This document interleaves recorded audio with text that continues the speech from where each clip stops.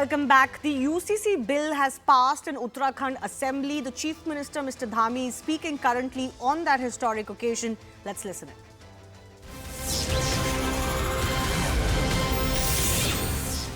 आत्मबल कमजोर होता था, उनके आत्मबल को मजबूत करने का काम, उनको उत्थान की ओर ले जाने का काम, उनकी सर्वांगीण उन्नति के लिए ये कानून हमने बनाया है।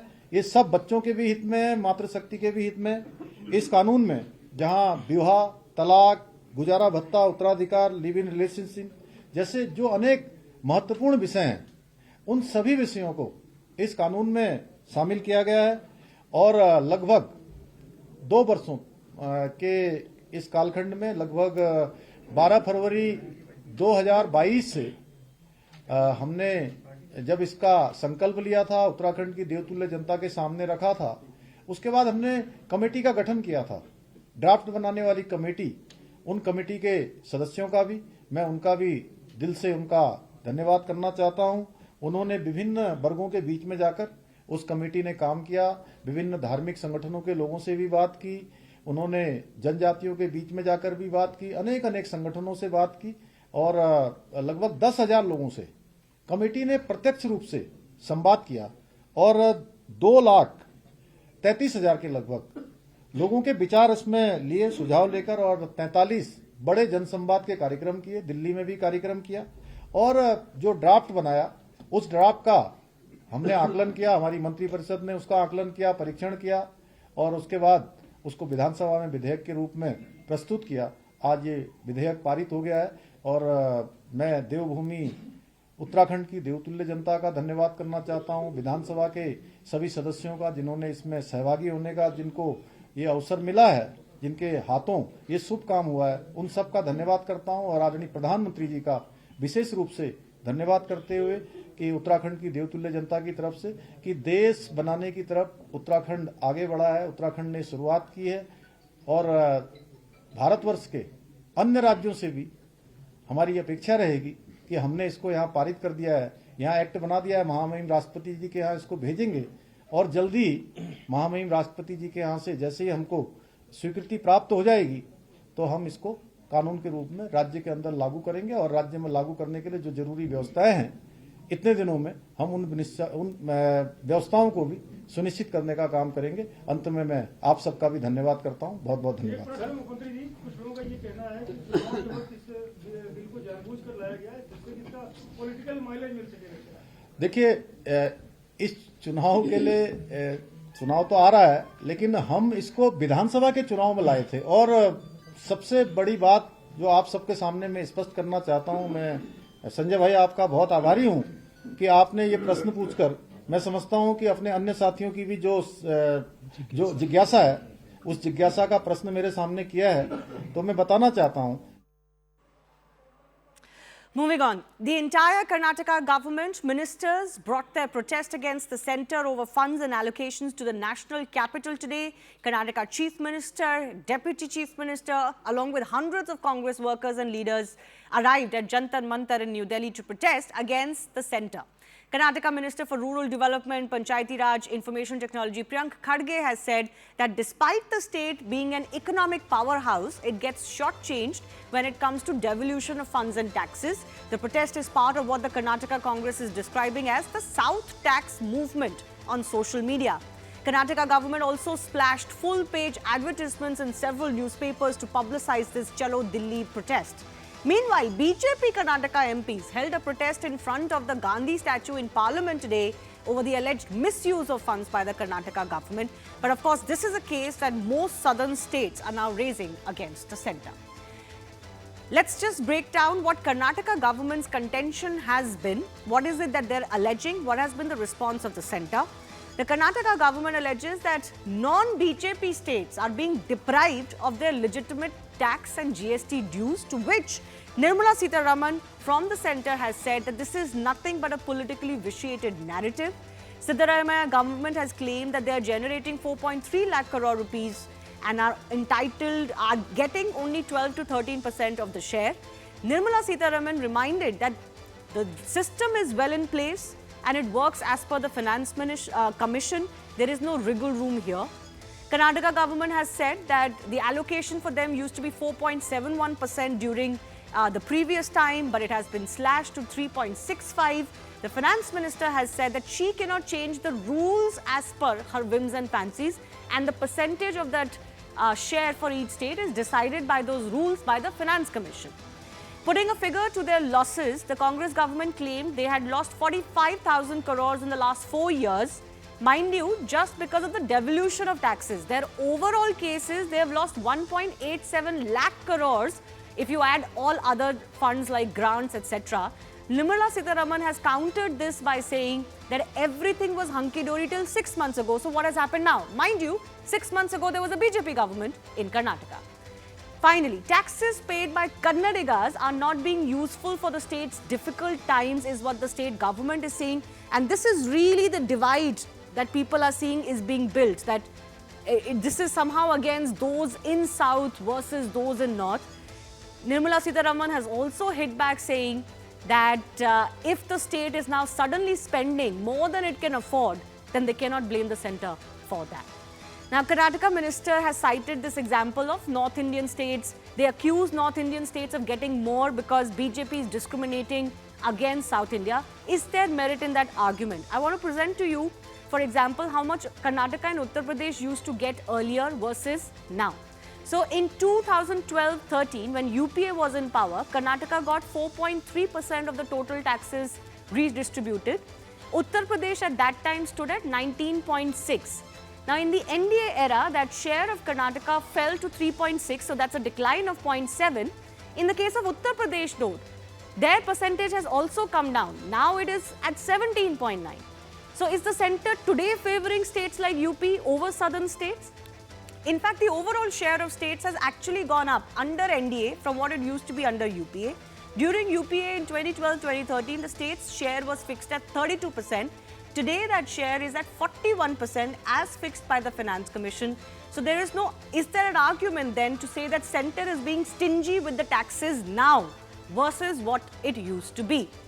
So, this South versus centre fund allocation debate, is this really about prejudice against the states, or is this parochialism rearing its ugly head to the extent that some are asking for a separate country? Let's take that to our guests.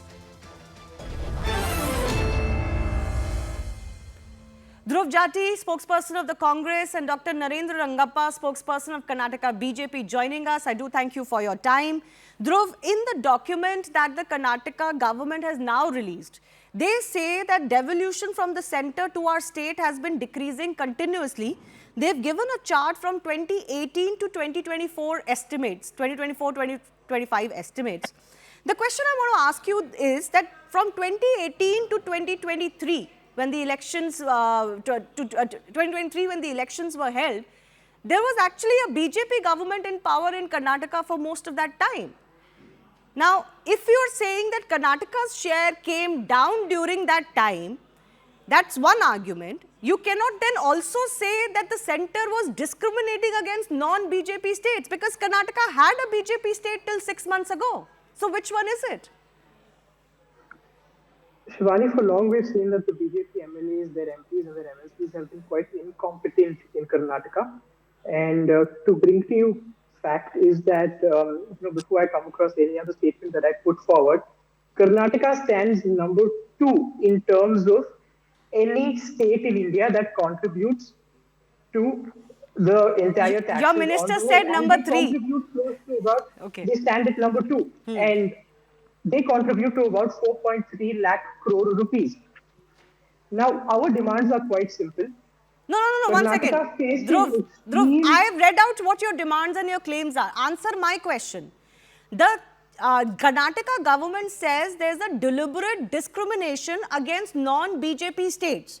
Karnataka had a BJP state till 6 months ago. So, when did this discrimination start? Shivani, the BJP state in Karnataka was quite incompetent. It's as simple as that. It's exactly why they were voted out for power. And I will give you numbers to prove this. This starts with the FDI. What happened with FDI in Karnataka? The inflow in 2021 to 22 was 22 billion. What happened in 2023 to 2020? What happened from 2022 to 2023? It reduced to 10 billion. Now we can even speak about the debt repayment liabilities of So the state. if it has This was reduced, at fine. No, 1 9.5%. second. You're not answering my No, question. what I'm, There is sorry, a I'm asking you a no question one. because No, you're not. the There Karnataka is a BJP unit 1 has been second. 1 really second. incompetent There in is the a state. charge. If they were incompetent, fair enough. The BJP person will respond. My question to you is: there is a charge of political bias. If there was a BJP government in Karnataka till 6 months ago, and your claim is that Karnataka's share has been coming down over the last 5 years, when BJP was in power, then where is the political bias? Because the government at the center was the same. Shivani, that's exactly what I'm trying to say. The BJP state unit has been incompetent for 5 years. All they did in the last 5 years was tussling political power rivalries in the state, and in fact, engaging in horse trading throughout. They were least bothered about the economy. And I've brought you different points about speaking about the liabilities that the BJP government has put through in Karnataka. When they were in power, why didn't they, go ahead with the Mahadai project? What happened to the Mekadatu project when the BJP government was in power? Okay, What happened okay. to the Upper Badra project that was in the So BJP, if the during BJP did BJP's not tenure? take this case up, it's a separate argument, but it still doesn't answer my question that the same NDA government was giving less to its same state government, right? That much at least you have to accept. Both your arguments cannot stand. The BJP Karnataka government was Shivani, how also difficult getting is it to less. understand? So, Shivani, how difficult is it to understand that the BJP government lacked guts to go and ask the centre for more Okay, funds? fine. It is the But the Congress center was government. giving it less.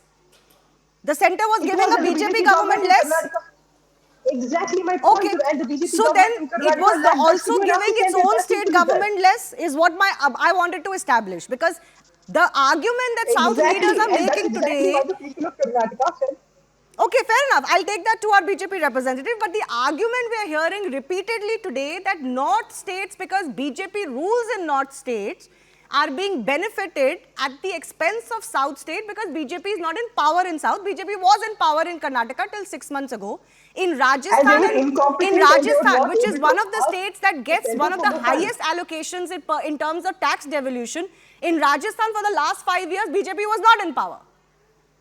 So you have Of course, Shivani, my you point have is to very then simple. break My down point the is very bias simple. argument for me. But I'll go across to Mr. Rangappa. Mr. Rangappa, the point is this, that as Mr. Jati is saying, that your government was least interested, one, in fighting for the state's due share, because you had a BJP government at the center. You didn't want to pick a fight with them. But the fight that the current Karnataka government is picking is fair. They want a greater share because they give more. Madam, this Siddaramaiah government has totally failed in all fronts. So they want to cover up their failures by diverting attention into such statics. Because the Siddaramaiah government, I'll give you one simple example, has badly failed in collecting taxes. Till December, the tax collections from BJP's government was around 82% out of the 238 lakh crore, whereas they have collected only 161%. That is only 60% achievement, number one. Number two, the tax devolutions have increased. Tax devolutions have increased by nearly 140%. And the Siddaramaiah government has not been able to open single nodal accounts to get funds from the center. So they have failed in numerous examples. I can go on delivering examples like this. This is the reason that they are trying to divert the attention, because Mr. Bommai's last budget was a surplus budget in Karnataka. So the next budget presented by Siddaramaiah was a 50,000 deficit budget, 50,000 crore deficit budget in Karnataka. Okay. So where is the physical Okay, discipline? Dhruv Jati, you want to respond to that? Even And- Nirmala Sita, and one second, sir. let me Sir, I have make a limited last time. point. Limited One time. last point. One last Okay. point. Shivani, what One last achievement? point. No, listen, what And achievement do they the try to rule, speak about in regulation, Karnataka? and the constitution is same for each and every person in India. There is no discrimination, and criterions are also remaining the same. Okay. Dhruv Jati, please This respond very- to this, look, because the I'd center like also to- says that you are spending more than your means, which is why suddenly you have a fund crunch. So in terms of